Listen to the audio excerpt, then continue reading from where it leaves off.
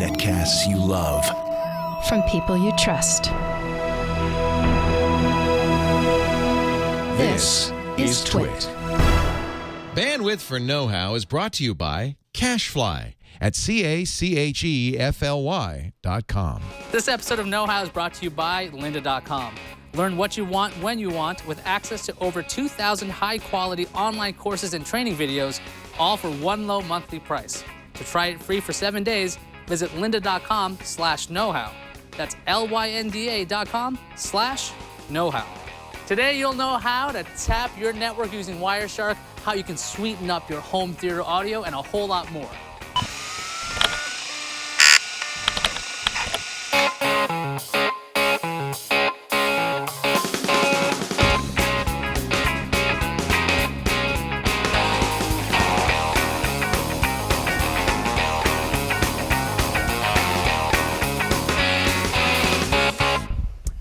Welcome back to Know How. I'm Ayaz Akhtar, along with... I'm Father Robert Ballasar. And this is that show where we give you a couple of how-to fun projects that you can do yourself. Let's see, right up front, I noticed, Padre, we seem to have... A lot of computers. A lot of computers for some reason. Are you going... Is this a garage sale? What's going on? I hope not, because I like these devices. I thought maybe we might want to show our audience a bit about tapping, specifically using a program called Wireshark, which is free, to take a look at their home networks, find out what's going on, and maybe diagnose a couple of problems. Okay, so what's the first thing we should know about tapping a network? Do I need hardware, software, combo? What do I need? Well, the first thing is to get a tapping device. That's step one. Last week, you'll remember we did a quick tip about what taps are and how they work, and we showed you a few taps that you could use. These right here, these are my favorite. So these are taps by NetOptics. That's called a 10100 aggregating tap, so that gives me traffic in both directions. This one's called a gigabit non-aggregating tap. Okay. These are what I use in my professional work whenever I need to find out what's going on a network. So professional, they must be dirt cheap. Well, okay, so yeah, I mean, relatively, they only run between a few hundred and $1,000. So we have stuff more affordable for Yeah, that? we do, yeah. Okay. So yeah, if you can get these, I mean, if you could find them on eBay, someone doesn't know what they are, absolutely grab one. But we thought, hey, you know what, the folks at home deserve to be able to get a device that's not going to break the bank. That's why we've got this thing. If you look at the product cam, this is a little throwing star LAN tap from Great Scott Gadgets. We picked this one up from the Hack Store. Now, it's a 10100 tap, and the idea is you've got the purple cables. That's just like the device, the two devices you're connecting. So this is connected to this laptop over here, Right. and this is connected to... The switch. The switch itself, okay. Right, so imagine like this wire's going off to the router, this one's going off to the laptop. This orange cable is actually siphoning off the packets. It's looking at the packets going from the laptop to the switch. Now, if I were to flop this around on the other side, I could look at the packets going from the other direction. Okay. Right. So this allows me to peek in on what's going on the wire without actually changing the traffic. What did this cost again compared to your professional tap here? Okay, so $1,000 over here, Right. like $40 here. 40 bucks? Yeah, $40. Okay, so now we can mess with people. Now we can mess with people. For fun. For fun, and not for a whole lot. Now, that's the first step. So the first step is to find yourself a tapping device. Find yourself something that runs in your price range that can pull traffic off the network. Step two is to get a device that is capable of receiving the packet stream. For most people, that's like an old laptop. Okay. I have a nice one here, but any laptop that has a gigabit interface is going to do just fine. So this orange cable that we have in this throwing star here, it's connected to your laptop, but you have a USB adapter. Is that all this is? Right. There's nothing specific or special about this adapter. Nothing special. It's because this Ultrabook doesn't have an Ethernet port. Correct. Now, here's a note. If you've got one of the older Ultrabooks that only has USB 2.0, be careful because USB 2.0 tops out at 480 megabits per second. It's less than half of what gigabit Ethernet can do. So does that mean you're just going to get you're not going to get all the data, or are you talking about just getting low quantities of data? You'll get all the data up to the point at which it hits that limit, and then packets will just disappear. Okay, so you can't, well, what's a good tap? What's the use of tapping if you can't see everything? Right, exactly. If you drop out the one packet you were looking for, it's kind of, yeah. So find yourself a cheap laptop. Like a half tap, anyway. Yeah, half tap, I like, show title. No, find yourself a cheap laptop that has a wired connection. That's really what you want. Okay. And I mean, you can find those for $100, $200. Get an old netbook. As long as it's got that port, you're good to go. So that's your device to tap. That's your device to receive the tap. Step 3 is to get Wireshark. Now, Wireshark can be found at www.wireshark.org. There's versions for Mac, for Linux, for PC, 32, 64-bit. So you've got to find the version that's right for whatever operating system you're using. It's free. You just click the version you want, download, and install. That's your step 3. So Wireshark, this is available for free? Right, yeah, that's a perfect price. All right, that's a good tool to mess with. So Wireshark, it doesn't matter what you're running. You got a Mac, PC, Linux, like you said. Work piece of on cake. anything. Yeah, All right. yeah. Now what do we do with Wireshark? Now, step 4. This is where it starts to get a little complicated. You got to choose where you're going to put your tap. And this is actually really important. This is probably the most important thing you're going to do because everything else follows from this.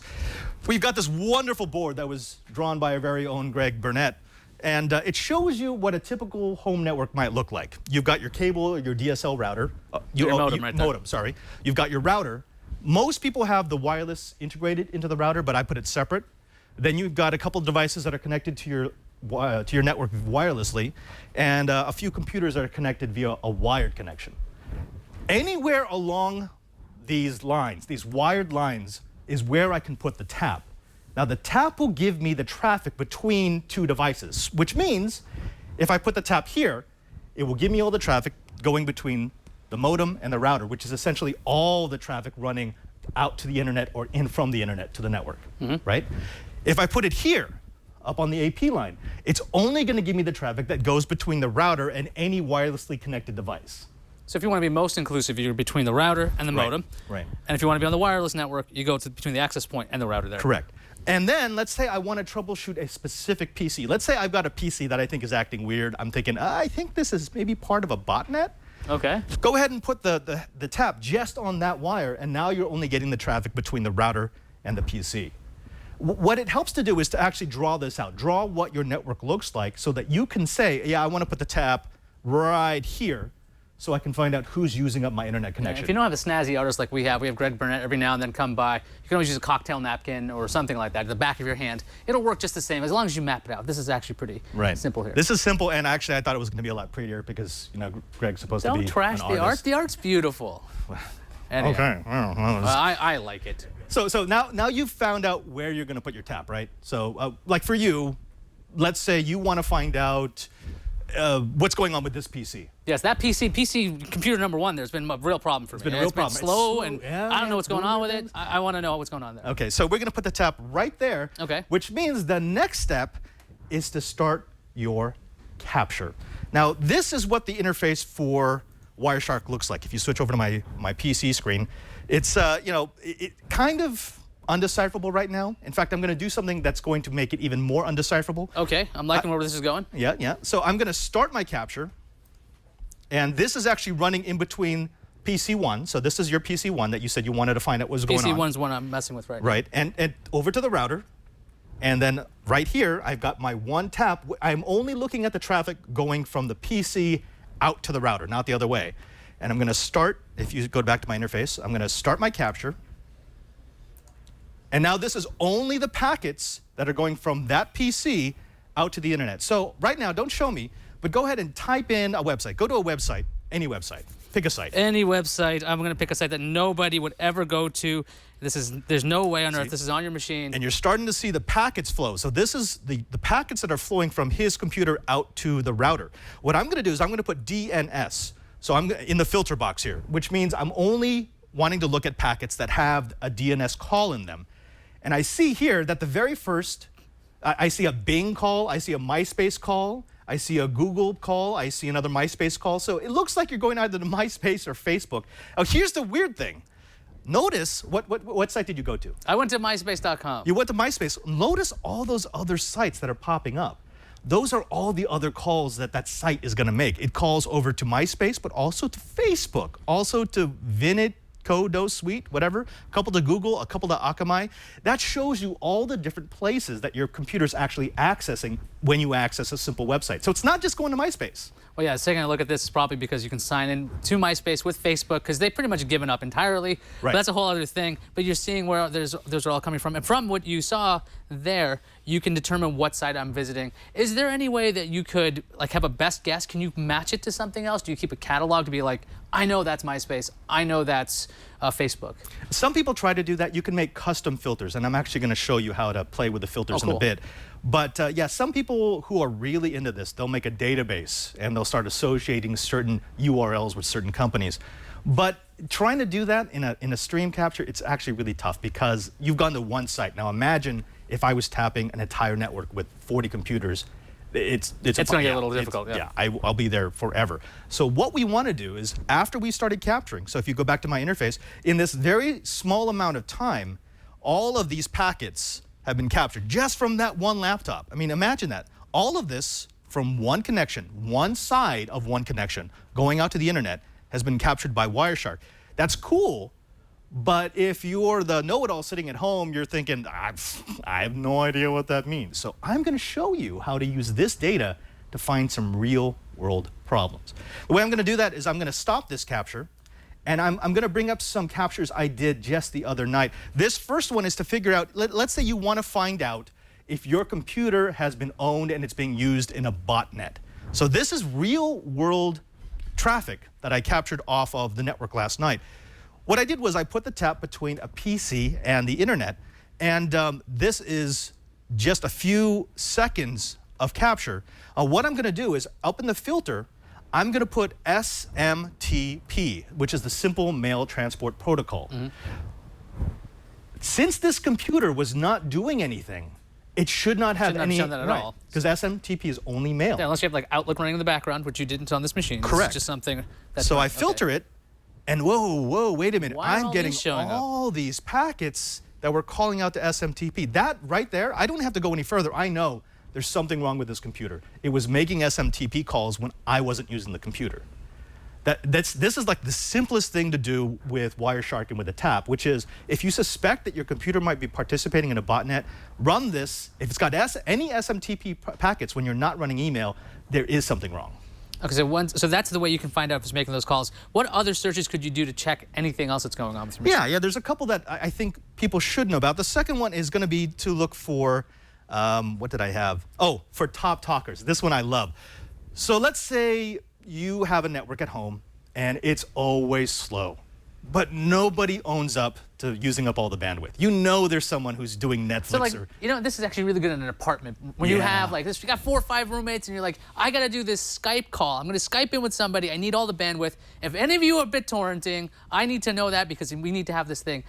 This is one way to do this. This is one way to do this. So what we have here is I actually captured the stream from an office close by. Okay, in an office nearby?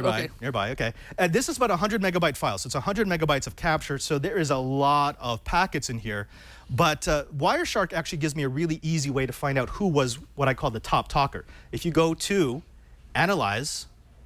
Statistics, Conversations, it will actually start priming on all of this. And I've actually done this ahead of time, so this is what it looks like this. So this shows me all the different clients that were connected to that network. And if I click IPv4, which is the standard that we typically use, and I click on bytes, it's now going to sort by who's using up the most data. So obviously I see that very first one, 68 megabytes versus 15 megabytes for the next top talker. So I know right there, okay, that person is using way more bandwidth than everybody else.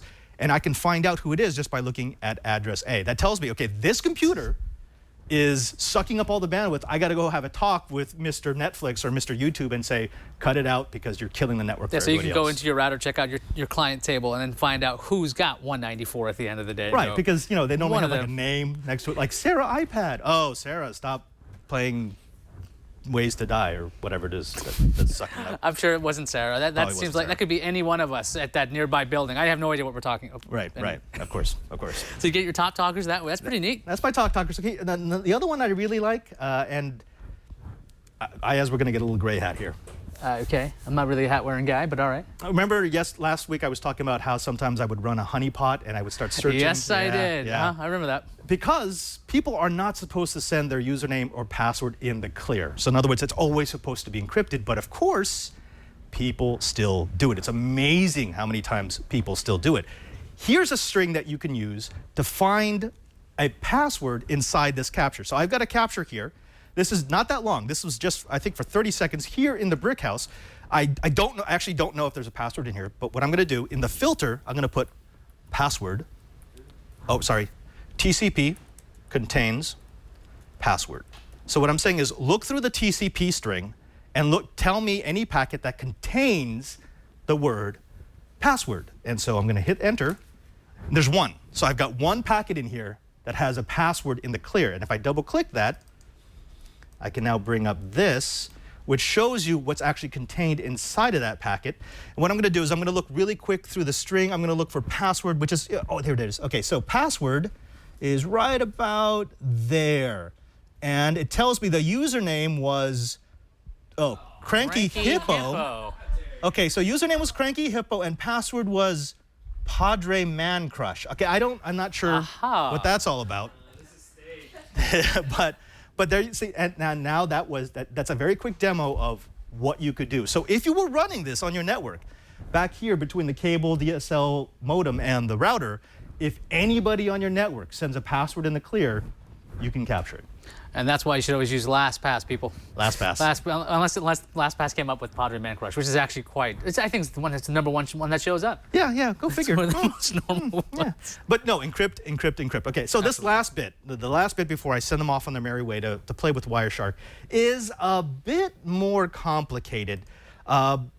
It's called TCP retransmission.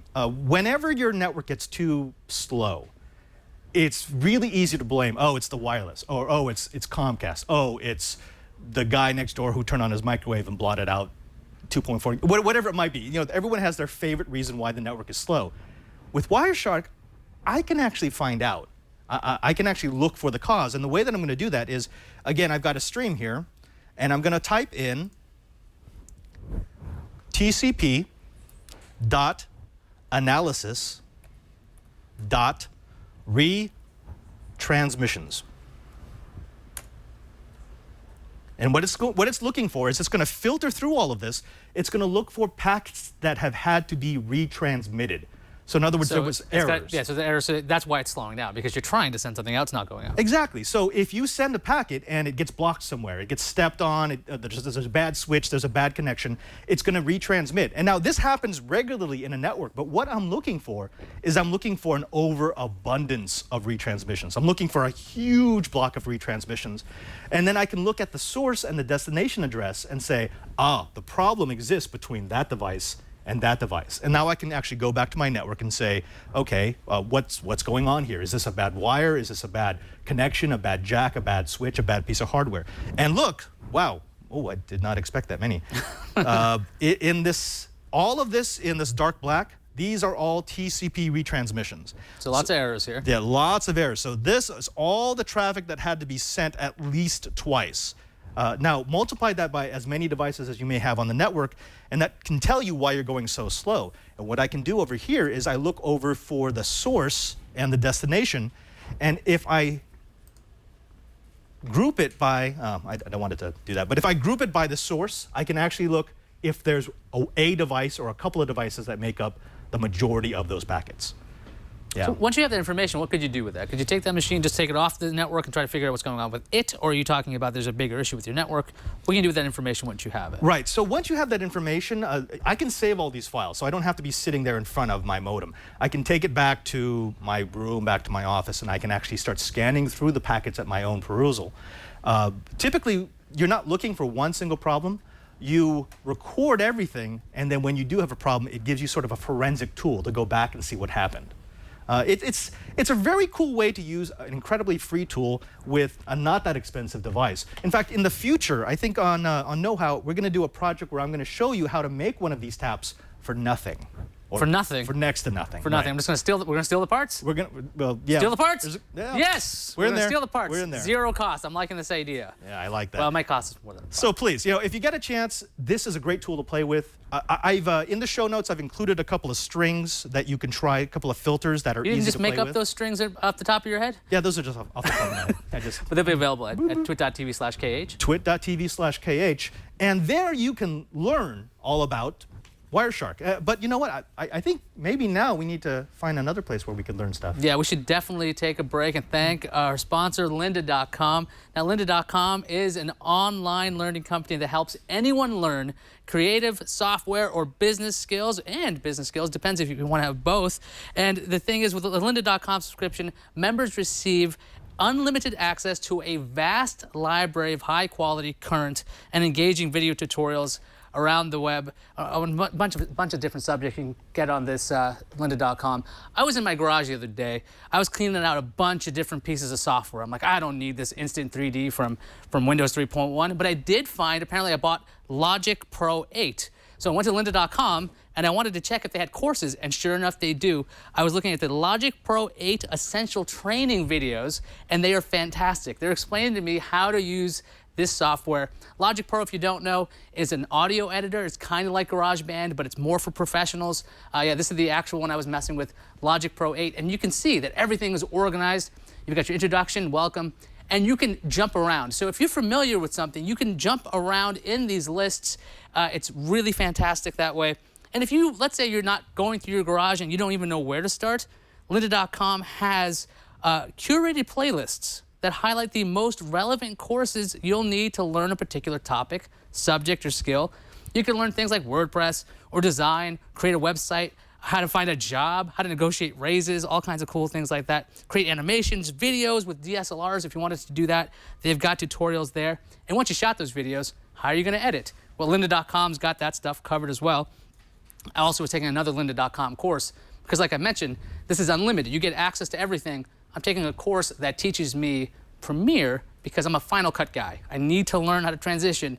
So I'm taking lots of courses at once because you can do that. You've got unlimited access to over 2,000 courses. This week, they've added new courses, including Analytics, Creative Quick Tips, Adobe InDesign, and Logic X Pro Essentials. That's the newer version of Logic, which I don't have just yet. The instructors are working professionals at the top of their fields and expert teachers. You got high-quality video production from state-of-the-art studios. This isn't like some homemade YouTube video where you can't hear anything or you can't see anything. This stuff is high quality. Curated course content. Each Lynda course is carefully structured so that users can learn from start to finish or jump to a specific chapter for quick answers. They also have searchable transcripts because, you know, video is sometimes trouble. So they have searchable transcripts that allow you to search inside a video, saves you time, and find exactly what you're looking for. You can also bookmark, and you can have these playlists so you can figure out what you want to do. Courses for all kinds of levels for these courses. So if you're talking about technical skills, creative techniques, business strategies, all that stuff's at lynda.com. And one of my favorite things, you can watch from your computer, tablet, or mobile device. And you can switch back and forth between the devices you're using. So if you start off on your iPad, and then you want to go to your desktop, and then you want to go to another device, it's going to keep picking up where you left off. So it's really fantastic with that playlist.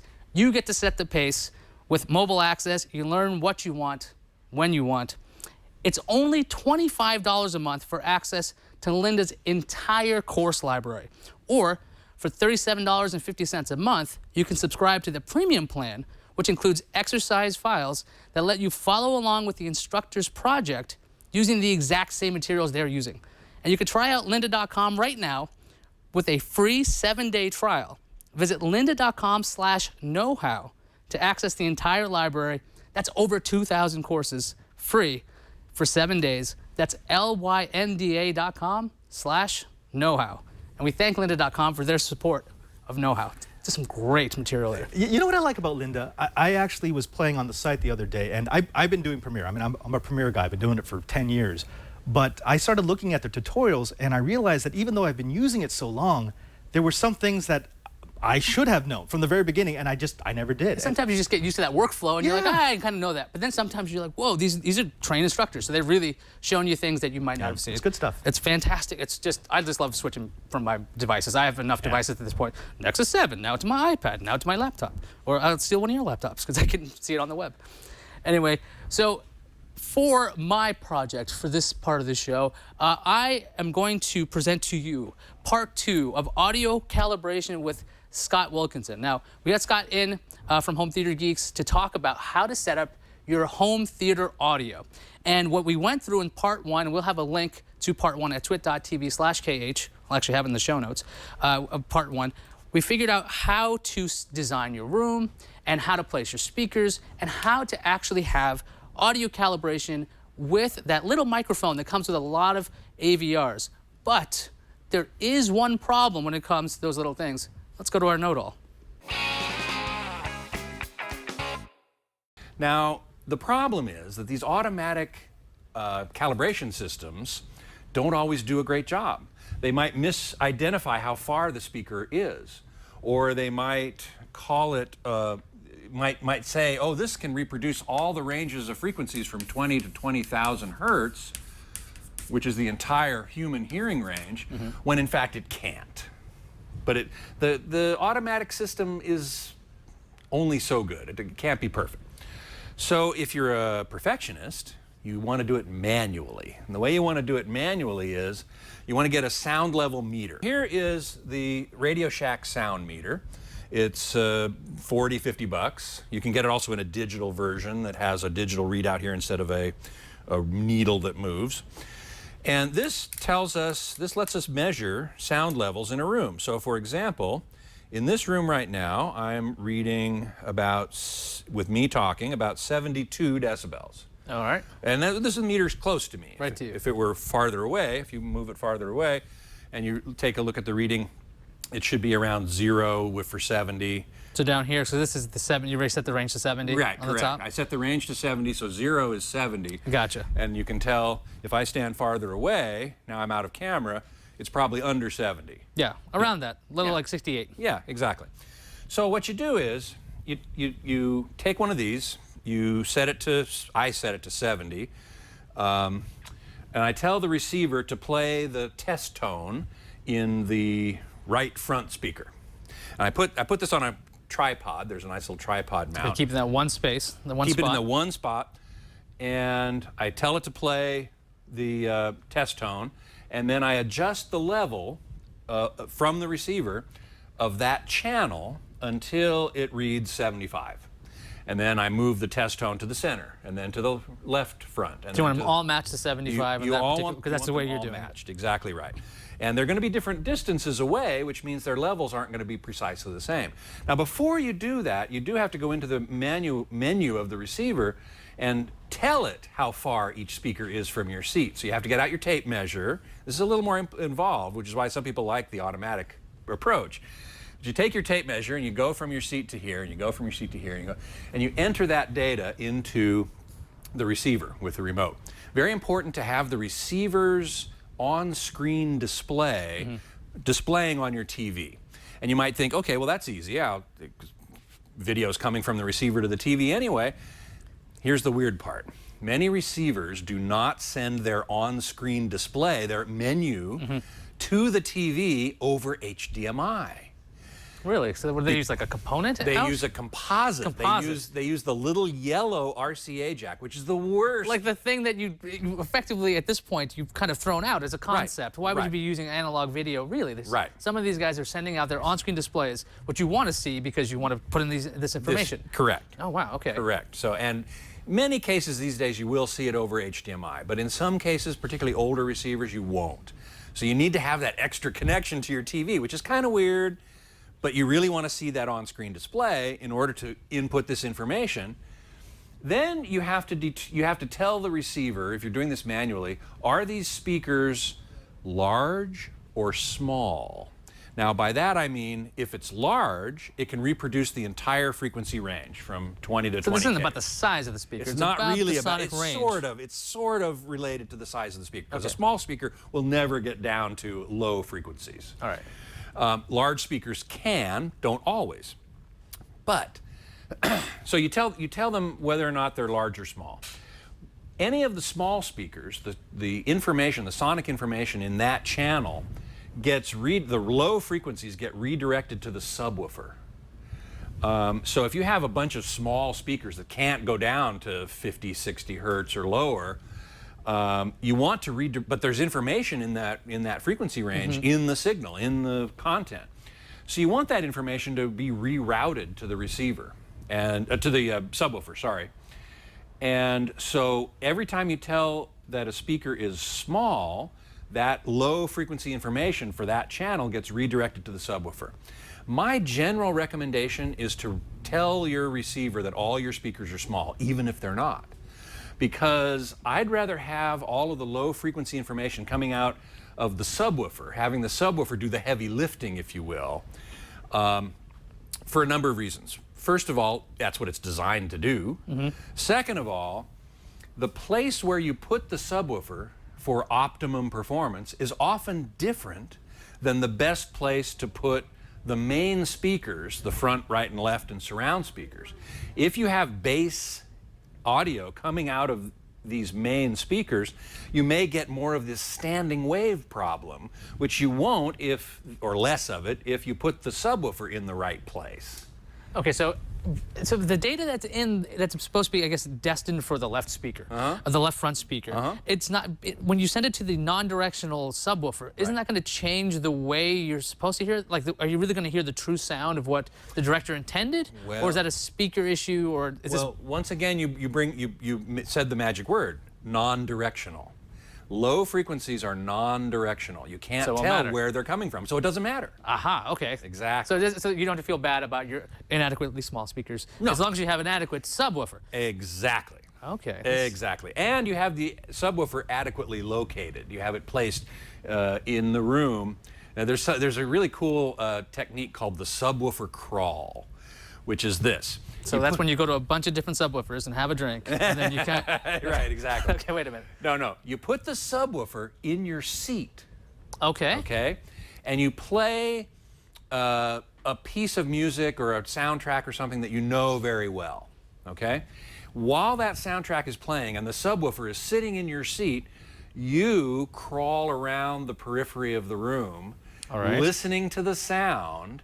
And wherever you can find that the sound sounds the smoothest, without a lot of bumps in, that frequency is very high and that frequency is very low, but it sounds very smooth and natural, that's where you place your subwoofer. Then you take the subwoofer out of your seat and you put it there. Okay, this I have to do. That's called the subwoofer crawl. I'm thinking right now, I'm like, my subwoofer's in a corner, doesn't belong there now. I have to find a spot. I can't really move my couch, but this is the kind of thing I have to figure out when I'm doing the little crawl. You put your subwoofer in that couch, and then you play some music that you're familiar with. That's important. Something I kind of know sonically. That has a lot of bass in it too. You know, so I don't know, whatever you listen to that's got a lot of kind of bass in it, and you crawl around the periphery of your room. And where do you hear the best smoothest sound? Where your subwoofer goes. Exactly. This sounds amazing. Yeah. Okay, and then it'll have some. You'll be hearing what the directors have intended and the sound designers have. Correct. Wow. That's exactly right. And this is the stuff you can do yourself. Right? Yeah. The crawling around. Yeah, you can crawl around. You can do this manual setup, which is you measure the distance. Oh, and one other thing to make sure of is the wires that connect your receiver to your speakers. There are two conductors. There's a red one and a black one. You want to make really sure that the red output on the receiver is connected to the red input on the speaker, and the black to black.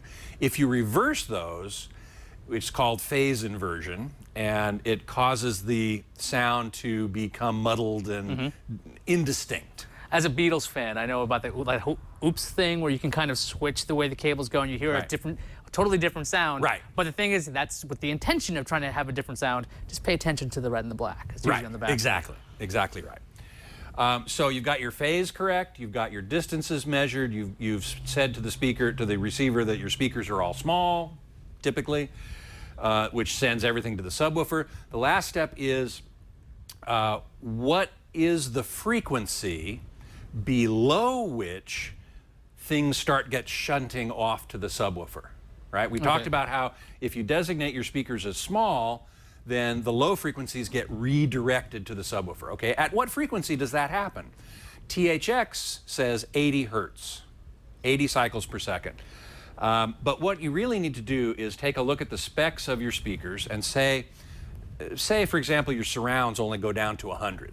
Okay. Okay, and they're not specified to go any lower than that. I would set your crossover, it's called the crossover, is the frequency at which the bass frequencies start getting redirected. I would set it at least 100. And I would do that for all the speakers because you want the sound field, you want the sound coming from each of these speakers to be as consistent as possible, right? So if you set a different crossover for each of these speakers, then this one's going to be sending you somewhat lower frequencies than this one, for example. And that's going to, you might not be able to identify it as, oh, well, that one's sending me lower frequencies than that one. But you're going to say, something feels weird, something feels odd. You want things to be as consistent as possible, which is why I recommend, if you're going to buy a 5.1 speaker system, you get it from the same manufacturer. You don't get JBLs here and Teal here and Boston Acoustics here, right? Because they all voice their speakers differently. And so you want a consistent sound field throughout. I always recommend getting from the same manufacturer and whenever possible from the same line within that manufacturer. Manufacturers have, you know, their premium lines and their middle of the road lines and their budget lines. Wherever you can afford, get all your speakers from the same line. And that will go a long way towards making the entire sound field very consistent and seamless around you, which is really what you want. You don't want the sound of a helicopter going from here to all of a sudden have a big tonal change when it passes through the middle speaker. Right? Because that takes you right out of the movie. That's with the 5 speakers. With the subwoofer, you don't worry about that as much? You don't have to worry about that as much. You can get a subwoofer from a different manufacturer because they are reproducing very specifically the low frequencies, and there's not as much concern there. You know what's funny is when we asked Scott to talk to us about audio calibration, he was like, I don't have a whole lot to talk about. And he had so much phenomenal information. We've broken it up into 2 parts. We'll have everything we talked about in that interview available at twit.tv/KH, as well as links to the first part. But that was some amazing stuff from Scott, explaining to us what we could do to get our home theater to sound awesome. I love the advice about the crawl. I mean, it makes sense. If you think about it, yeah, if you put the speaker where you're going to be, then you can find out where the speaker should be when you're actually sitting there. It makes sense if you're high or something. I got this idea. Yeah, who came up with that? I will replace me with the subwoofer, but it works. And the thing is, I have to do this crawl as well. It just seems crazy. And as Sandstrom in the chat room has said, if you're going to do this right, you have to do it naked so that your clothes don't soak up any of the sound. Right. That's always that's exactly how it is. Yeah. Scott was too shy to mention the whole nudity aspect, but we did grab Scott for an extra little bit of his time because we wanted to ask him some questions and just knock out some confusion about home theaters and, well, just in general, geekery. While we have Scott Wilkinson here, we're going to ask him a couple of questions that have been eating my mind up, a lot of the other twits' minds as well. Since you're the expert in all things home theater, I want to ask you this question. Question number 1, ever a reason to leave the motion smoothing of your television on? I say the answer is yes. When you're watching anything that was shot on video to begin with, like sports, newscasts possibly, because video smoothing, or what is called frame interpolation, on an LCD TV primarily, inserts new frames in between the existing ones to smooth out the motion. Works great, but when you apply it to movies, which were shot at 24 frames per second, it makes them look like they were shot on video, makes them look like they were shot on a soap opera stage, which is why it's called the soap opera effect. So when you're watching a movie at 24 frames per second, turn it off. But when you're watching video, particularly football or something that has fast motion in it, I like it because it already looks like video because it was shot on video, and it smooths out that motion of the football moving around or the tennis ball or whatever. Giving you a sharper image.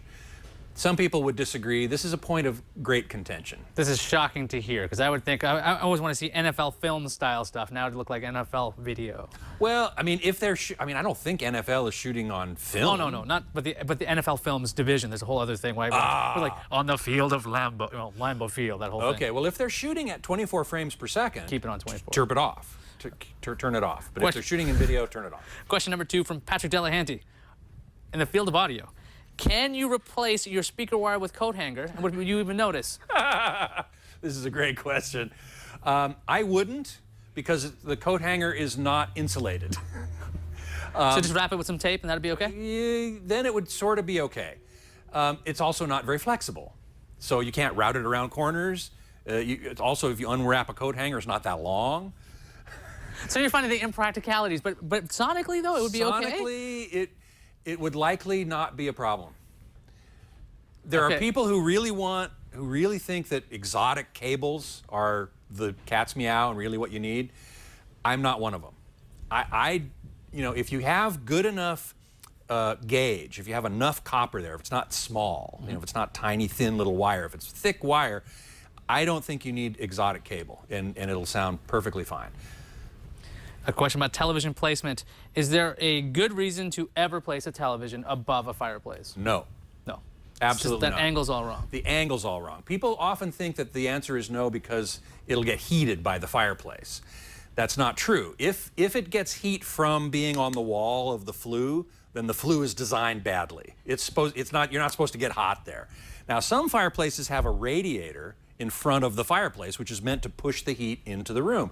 If you don't have a radiator, a fireplace is going to actually suck heat out of the room. It's going to suck air out and shoot it up the chimney. So people put a glass or a metal radiator, which takes the heat from the fire and then radiates it back out into the room. If you do that, some of the heat is going to actually go up in front of the fireplace and heat up the TV. Now, how much it's going to really heat up is probably not that much. The primary reason not to do it is the angle is wrong. You're craning your neck to watch TV, and by the end of a 2-hour movie, I guarantee you're going to need a chiropractor. So I would think the only good reason is if you have seats that are matched to the same height. Well, maybe. Yeah, but those would be like bar stools. And now, one thing you could do, there is a type of mount that you put the TV over the fireplace, and then when you want to watch TV, the TV actually comes down. Like a giant Visa arm kind of thing? Like a giant Visa arm, exactly. Oh, wow, okay, I didn't know they had that capability. They do. They're not cheap, but you can use them, and then when you bring it down to a reasonable height, okay, then, and when it's not in use, you put it up there, okay. But I go on walks in my neighborhood, and I look in people's windows, and I see these TVs over the fireplace. I go, don't do it! You don't want to go to my place then. Final question. Yes. Movie theater popcorn, full-on butter or light butter? Well, since I don't eat popcorn, I can't really say. But if I did, I'd go full butter. Oh, thank you, Scott Wilkinson, for this. This is exactly what we needed to know. Now we know my system is all screwed up, but we can replace it with coat hangers. I do like that. And you'll be all right. Well, yeah, all right. Thank you so much. Scott Wilkinson was in town, thankfully, because he was setting up Leo's television. If you want to check out his episode of Home Theater Geeks where he's setting up Leo's curved, awesome OLED TV, check out Home Theater Geeks episode 175, I believe it is. Yes, Home Theater Geeks 175, where he and Robert Heron go into Leo's house and decide to calibrate that television to sheer perfection, because that's what they do. They're professionals right there. I think that pretty much wraps it up for this episode of Know How, Padre. Yeah, that was a lot of material. Came to an end. How about that? But then again, it's a lot of material, but that's why we have the best show notes in the world for Know How on the website on twit.tv/KH. Right. We're going to really qualify that one. It's the best show notes for Know How. twit.tv/KH. If you want to watch past episodes, if you want to download this stuff in glorious HD, if you want to see last week when I was trying to make a portable podcasting rig, that's what that image is. All the notes for everything we do. So in case you're like, hey, what on earth? What were those commands Padre was showing today? If you're like, hey, what parts did they use for this particular build, or what about that thing from the hack shop? Where do I find this stuff? Everything at twit.tv/KH. Yeah, that's all in there. Yeah, and you know what? If you have questions about those show notes or about future topics, or if you want to suggest a future topic, then why not contact us directly via email at knowhow@twit.tv. I promise we'll respond to you at some point, probably, hopefully, maybe Shannon. The email's always good, but there's always our Google Plus community, which is really, really fantastic. I almost said forum because it feels like a forum. It does, right? It's fantastic because it's all in public. So instead of having, hey, did you see my email? Did you see my email? Did you see my email? You could just put it up on the forum, or on a community, and we can actually write back to you, put a +1. Sometimes you put up other videos. There's actually an inside know-how video of me fixing my Galaxy S3 using some new parts. You can see Padre's involved in the community. He talks back. There's lots of interaction going on at our community. So if you want to have a conversation, Google Plus community, gplus.to/TwitKH is the easiest way to find it. Or go to Google Plus and do a search for Twit Know-How. But you know what, if that stuff kind of threatens you, if you don't like the idea of the Google community, you could also reach out to us on Twitter. All you have to do is write your comment, whatever it might be. Maybe you have a question about something I did with Wireshark, or you have a question for Ayaz about something with the bass speaker, the subwoofer crawl. Subwoofer crawl? The subwoofer crawl. It's a new thing now. Yeah. But you can just write it with the hashtag TwitKH. What is that, a gang sign? That's the thing. Represent. Right, I'm representing. Yeah, but also you have to keep it nice and sweet and short. Thanks to Twitter. I love Twitter for that. But yeah, we always have that search on. Taking a look at that. Next week, I don't know. Oh, next week we're going to show you how never to lose your stuff. Yeah, because if you lose it, you got to watch before you know. That's not the name of the show. Now that you know how to tap your network with Wireshark and how to mess with your home theater even further, go out and do it.